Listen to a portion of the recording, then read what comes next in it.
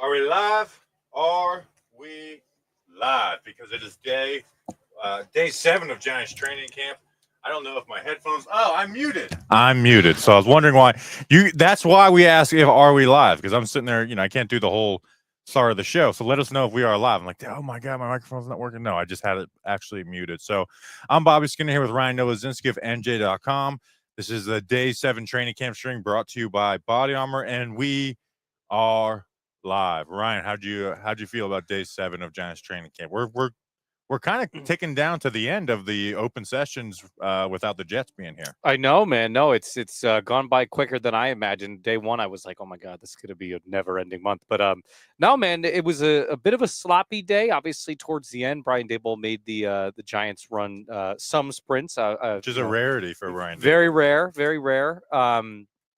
But yeah, man, it was overall pretty sloppy. But I think quarterback wise, which is what a lot of you are tuning in for, beyond just the other stuff we're talking about, is that was pretty clean. I think that was pretty clean. But other than that, sloppy day overall for both units. I think both Russ and Dart look pretty solid. I had Russ at 10 for 12, Dart at 8 for 11. Some of Russ's completions were, 3rd and long check downs and stuff, so that those numbers can lie a little bit. But he did have a nice deep pass from Malik Neighbors. Jalen Hyatt had a really nice route and catch and good time from Russell Wilson, which was good to see him actually back out there. Evan Neal, going to talk about him. But like you said, it's funny because he had the false starts and stuff that, drives Daboll crazy.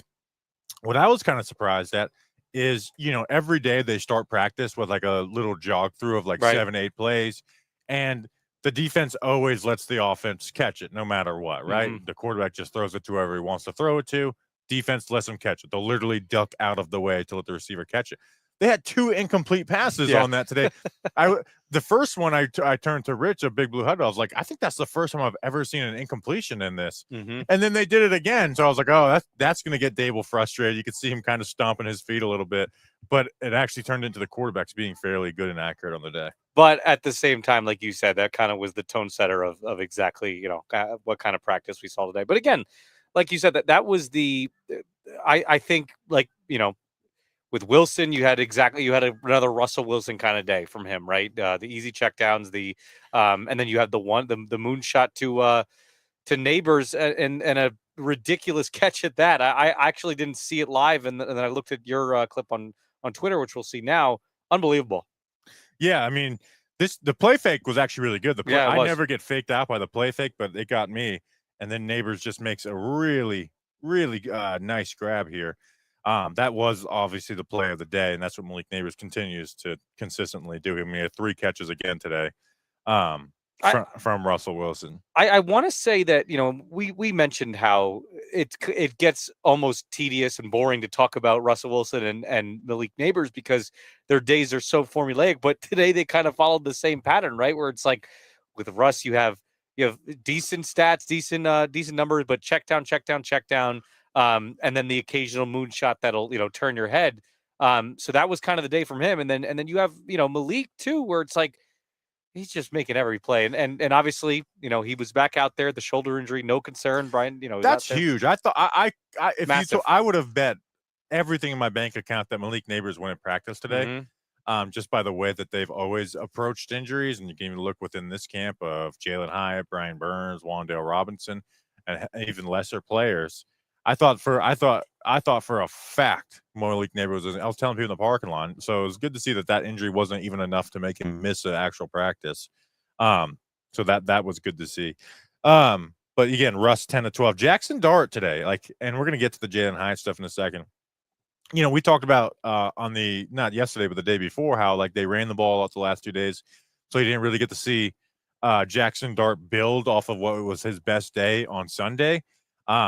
But it was refreshing that today, which was like a move the ball period, that he got the ball out on time, on quick passes when it was there, and then had these 2 throws, and we'll go through them, that were down the field, like tight window throws, good reads, and got them there hanging in the pocket. So you're just seeing him continue to get better and better. I mean, this first one, let me turn the volume off. This first one, you don't see the route developing, but you've got Montrell Washington, going up the middle, and this looks like probably some 3 safety look where the the safety is like the deep middle linebacker in the middle of the field, and he throws that knowing that Belton's head's not going to be turned. He's going to be turning and running with it. Here. You're on TV in front of 10,000 people. What's going on? And just like trust his guy, and that's exactly what Montreal Washington does. Makes that grab. The next one being, you can see this sail concept where you have the high, middle, low, and the sail, corner route being the middle. That's something that was probably the most impressive thing that I saw him consistently do on his film out of Ole Miss. I mean, this one is beautifully timed. Yeah. I mean, look at that. I mean, that's right exactly where you want it, right? You want it, if you're going to have it closer to one of those two defenders, you want it closer to the underneath, because he's not going to, even if he makes a play on it, he's not going to get a turnover or lay a huge hit, and keep it away from this. Now, in a real game, could the outside corner make that hit? But in the NFL, we got to make bang, bang throws, and sometimes you're going to have to take hits. And that was just like a really nice, well-timed throw by Jackson Dart. Sometimes when you're down on the sidelines, kind of at my vantage point, you can't exactly see. It's almost misleading to see what the coverage is and everything like that. But you could see right then and there on that pass, Jackson Dart threw it to the perfect spot, and great ball placement. Showcasing the arm talent a little bit, and made a relatively quick decision, but a calculated decision as well. I think, as you mentioned, I kind of forgot that the past couple of days, we really never got to see that follow-up from that great Sunday performance that he had. He carried the momentum the same exact way. He has no one's won the TV yet, so come back tomorrow for $300. Yeah, actually. It's like a 7-year-old kid and Bobby's asking $300. Do you want to buy it for $300? It's $190 at Walmart. We're going early today, so we're getting the full experience, which I like. This is awesome. I like lying to people and telling them they're live. Well, I guess this ends up having like 15,000 views. Mm-hmm. What were we talking about? So, like you said, we wanted to see Dart build off of that Sunday, and we didn't really get to see that because they ran the ball so much, and it was more simplified passing stuff off of play action the last 2 days, until today where they finally opened up, and he had a good day. So, like, after those first 3 days, Jackson Dart hasn't had a bad day. He's had a bad moment here or there, but there hasn't been a day where we've came out here like, he looked really bad out here. And that is exactly what we said after those first 3 days. This is what we want to see. Want to see progression. And hey, he can have another bad day, but I just want to see continuously getting the ball out on time and being confident with his decisions. And that's exactly kind of how Daboll drew it up. It sounds like a cliche to say at the beginning of camp, get better every day, but it feels like he has gotten better every day. I want to ask you too, you talk about some of the moments that he has. And there's times where he'll overthrow a receiver or two. Do you chalk that up to a Dart mishap or the fact that he's going against the backups and sometimes even the backups of the backups? Yeah, so he really hasn't hit like a deep pass down the sideline, and there's been guys open. I think little Jordan Humphrey today, he overthrew a little bit. Yeah, and it seemed like that one where he was trying to get for a back shoulder, and the DB played it well. So he's thrown the back shoulder fairly well. Yeah. But we actually still haven't gotten like just a well-placed deep pass. Mm-hmm. We've hit those intermediates, which I think I value seeing those a little more than just regular deep passes because we know he's willing to throw those. But we really haven't seen that, and him getting those, like Bo Collins has been missed, on a handful of those deep throws so far. So that is, I guess, the other thing is like want to see him fix that deep accuracy, because you look at his splits against the SEC, and it was really tough. And I did the deep passing, stuff. You can check it out on this channel. And it just felt like they just always kind of fluttered out to the inside shoulder. And you've either seen that or overthrow. So, want to see him get that down eventually. The other guy on offense that I want to talk about is Jalen Hyatt. Can I go one more note on Dart? Yeah, give me one more note on Dart. I get rid of that video. I think that he's better at sensing pressure. He's better at sensing when things are collapsing better than I thought he would. And maybe I just misread it. Maybe it was a read option or something like that. But it looked like he scrambled when he shot up the middle kind of thing. I forget exactly. They ran a lot of QB draws. They did, yeah, they did. Mm-hmm. Or like pass options where they'll like throw a little hitch if it's there and it's not just run. So like you could tell he's like Daboll's giving him some college stuff with that. I'll say this: I want to give credit to the second team offensive line. Have we seen Jackson Dart just pressured at this camp? No. A lot of times the second team offensive line is just an issue, right? It makes it hard to judge the second team quarterback. I remember if it maybe 23 with Tyrod Taylor out here, it's like Taylor can't do anything because he's just getting just pressured like crazy. Like the second team, and I think this is the credit to Carmen Brasillo, the offensive line coach. They just have not really had these. We're not playing this. Well, this would be a sack. That would be a sack. The only time we're really seeing that is Abdul Carter. I feel like it's obvious too every time. It's either Abdul Carter or that's it. So credit to the second team offensive line. Jalen Hyatt, his first day really practicing since day 2, when he had cramp/tightness.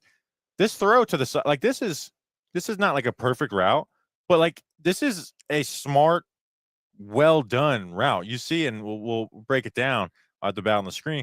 He starts inside, right? Works an inside track, gets a Debo to turn his hips and runs with them, and then as soon as a Debo declares, bam, cut off of it, right? Yep. Cut off of it, get the out route. Is it the most crisp route? Is it a Malik Neighbors route or even a Slayton route? No, but like at least we're seeing some of that, because if Hyatt is ever going to be more than a 200, the 300-yard guy, we need him to develop some of that. And if he can, get a little bit better at these things, then, maybe he's someone who could be a starter in the NFL. Again, this is not crazy, but I was kind of surprised to see this when I went back and looked at it. He had another catch on just kind of like underneath check down on a 3rd and long. But it was good to see him out there getting some work with the first team and actually make a catch on something other than just a hitch or a go. Seeing this today, we've talked about all throughout training camp and stuff like that is one of the main things with Hyatt is we don't know exactly how many snaps he's going to warrant this year, right? Is it going to be 2 to 3 like it was last year seemingly, or is he going to finally break through and start piling up some snaps and being a regular on this offense? When I saw that today, and it almost feels like we're grasping at straws maybe a little bit, but it looks like a guy that worked on his route tree this summer, which was exactly what he needed to do. He got a little bigger, yes, but this is a guy that needed to work on the mental side of the game. It's almost like Deonte Banks in a way, right? Like he's, he needed to round that out, become a more dynamic receiver, and that's how you get on the field. That's how you eliminate, your limited role and these eventual trade requests that he had last year. If Hyatt can continue replicating stuff like that, and we want to see him a little bit more. Obviously, he's had the injuries, and it's been kind of weird there. But if he can do stuff like that, then he's and against a Debo too, which is pretty darn good. Yeah, and I want to see a Debo start to make Me too. Play. I understand. I'm not a Debo. I'm not concerned, but he's also giving up kind of a bit because he's want to see him make plays because this is like whenever you upgrade at a position and you spend good money on it. And I like the Paulson Debo signing. But it's like, all right, but Debo's not this lockdown receiver. He gives up yards. So it's not that I'm bothered that he seems to like give up catches to, obviously Neighbors, but Slayton and Hyatt and whoever else. But we haven't seen Debo really get his hands on the football since 7-on-7's day 1 on a Darius Slayton slant in the back of the end zone. I want to see Debo get his hands on the football because that's, again, he's going to give up yards. He always has. Unless he totally changes what he's about. But just want to see what he's always also has been able to get his hands on the football. We haven't seen that yet in camp, really. No, certainly not. And this is a guy, like you said, that the Giants acquired in order to take the football away, to be that guy that can catch at the highest point, to be kind of a ball hawk. And you haven't seen that obviously so far. You hope that, the team certainly hopes that can change given how little interceptions they had last year. The chat is pointing out that we're both wearing pink. We did not. This is like kind of an orange, actually, and this is closer to like a red-ish too. But they definitely both look a little bit pink. You know what else is orange? You set me up. I'm sorry. I'm sorry. Orange Mango Body Armor. This recap is brought to you by Body Armor Sports Drink. Rewrite your routine and choose better with Body Armor. Body Armor is real hydration with electrolytes, coconut water, and no artificial dyes, flavors, or sweeteners. With great tasting flavors like strawberry banana and orange mango, Body Armor will level up your hydration game. Grab Body Armor Sports Drink today at your local grocery store. Body Armor, choose better. The strawberry banana that I usually have is actually the exact same color as my shirt, so maybe it's more pink. How dare Dan Duggan besmirch the good name of Body Armor on Twitter? Well, he got to give him the Body Armor water. So true. When he comes on the bus, he gets the Body Armor water. Oh, So that little tangent. They have piss readers in the bathroom to read how hydrated you are. I'm always very hydrated. I'm a pretty hydrated person too. I drink water all day long. I kind of, how much is it just like a cup that like a filter they put in the bottom of the toilet? Do you have to is it the whole urinal itself? Like, I really want to purchase that. It's almost rectangular. It's small. It's about the size of the little the camera, I don't even know what to call it. Not the lens, but the box around the lens. I don't know what it's called either. I just know what it does.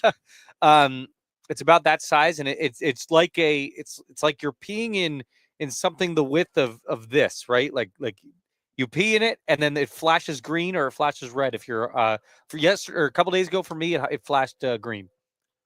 I really want to walk. It was awesome. I really want to buy that. Last offensive notes: Evan Neal. Mm-hmm. Come back down to earth a little bit on Evan Neal. I thought he struggled quite a bit today.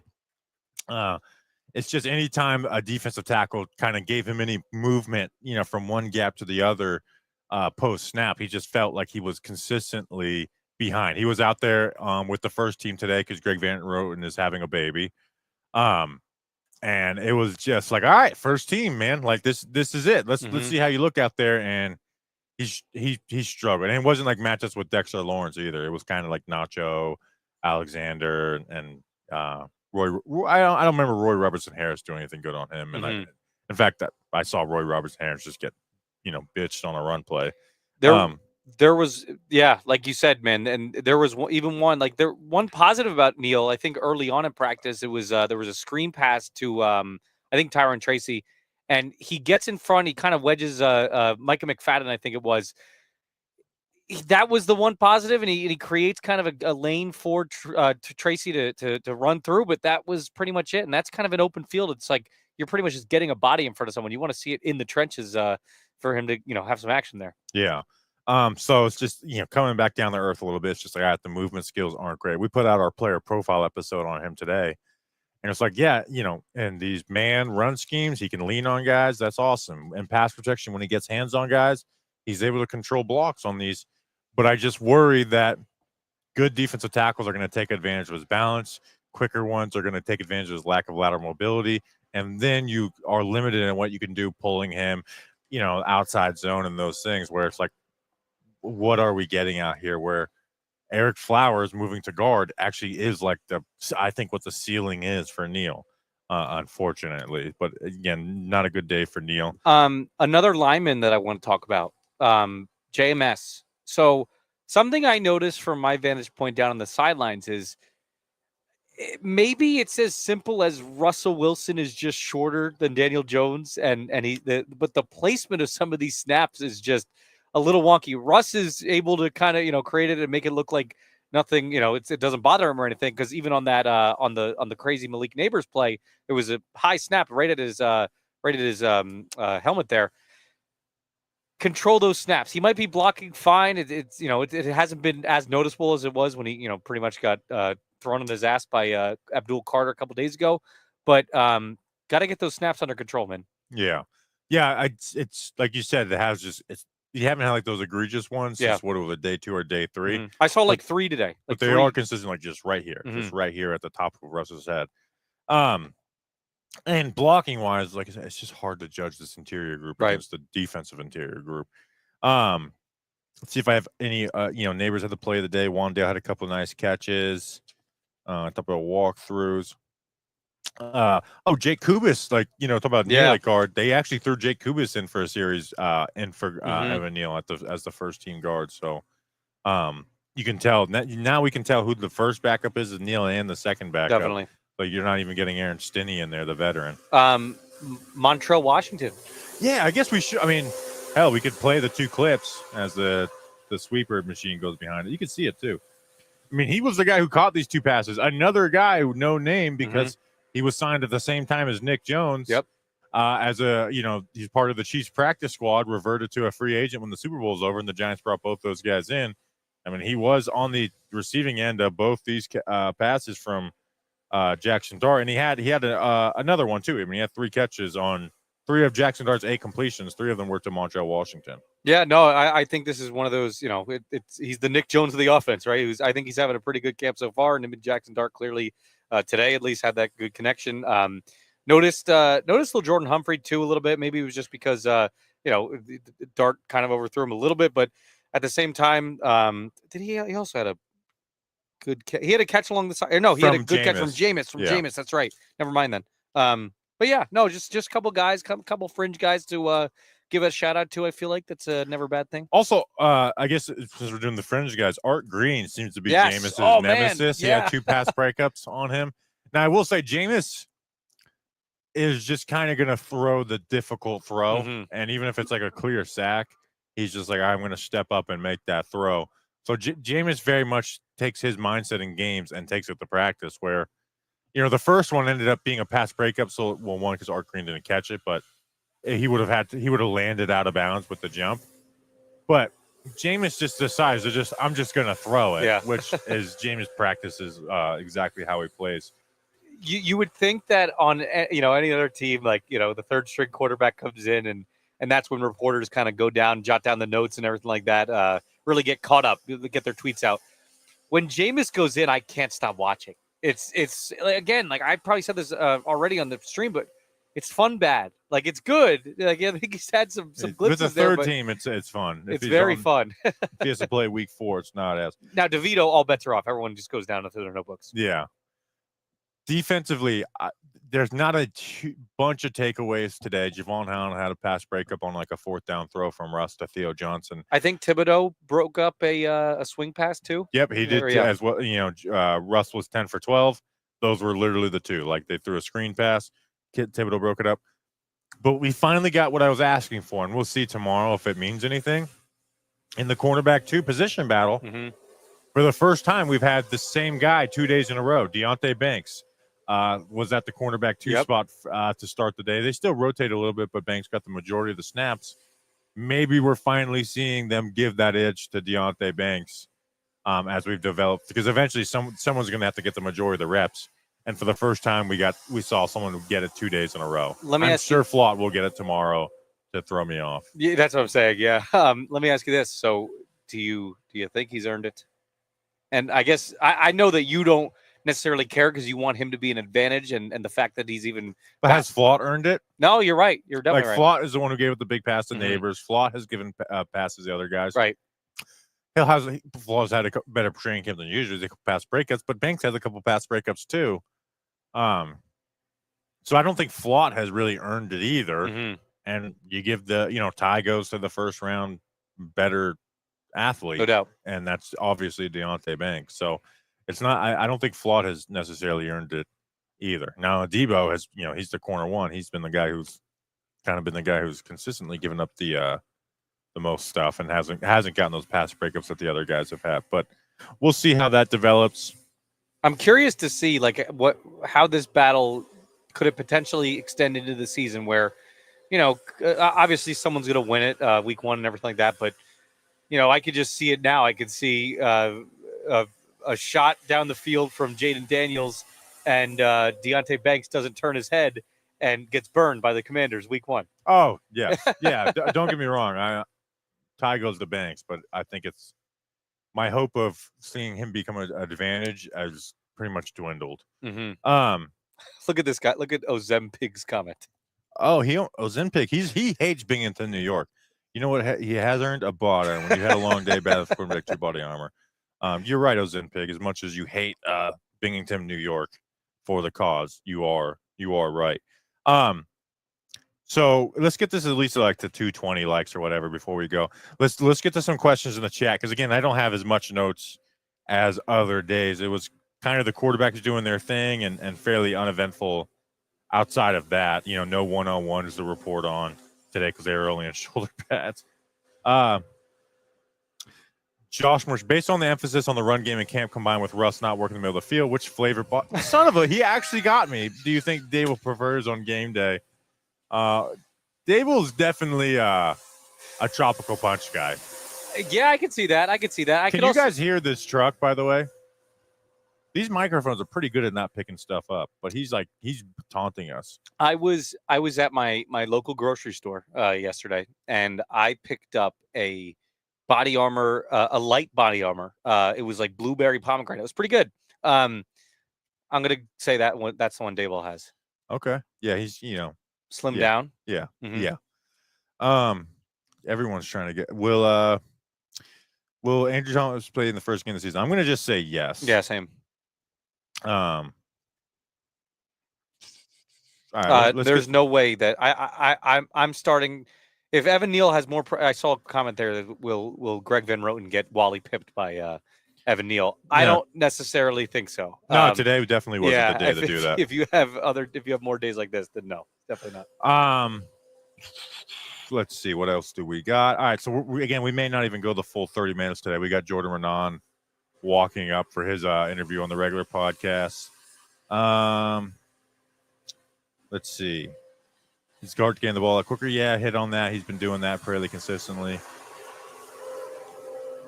Are you watching the Hall of Fame? Oh, that's tonight, isn't it? Oh, crap. This is the first day where this is like the first Hall of Fame game in a while where I woke up and didn't think of it. But yes, of course we're watching that. Let's see.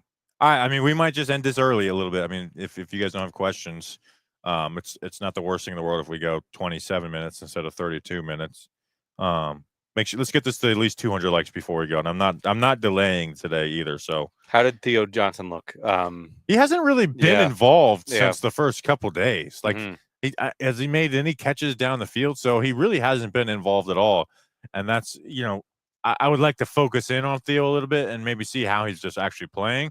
But as far as like this big increased involvement, we really haven't seen that at all. If anything, we've seen Russ spread the ball around a little bit, where Malik Neighbors have 3 catches today. But, Hyatt, Slayton, and Robinson combined for 5, which is, I'm just going to go out on a limb and say that's by far the most the other receivers not named Malik Neighbors have had catches from Russell Wilson all game. Who's calling plays? It looks like it's Kafka. Yeah, Kafka is Kafka's gonna be the play caller. Mm-hmm.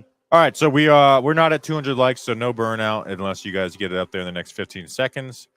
Mike, how did the linebackers look? Micah McFadden did a good job. Daniel Bellinger had a really nice block at fullback today, so that was also good to see. Hold on, I'm just making sure what we're at likes wise. Yeah, we're not at 200, so no burnout today. Oh shit, you guys fucking just got it. All right, so you guys get a burnout today. We will see you guys tomorrow. Taking the headphones off. We'll see you then. Until then, I like hearing the burnout in my headphones. Until then, let's go Big Blue.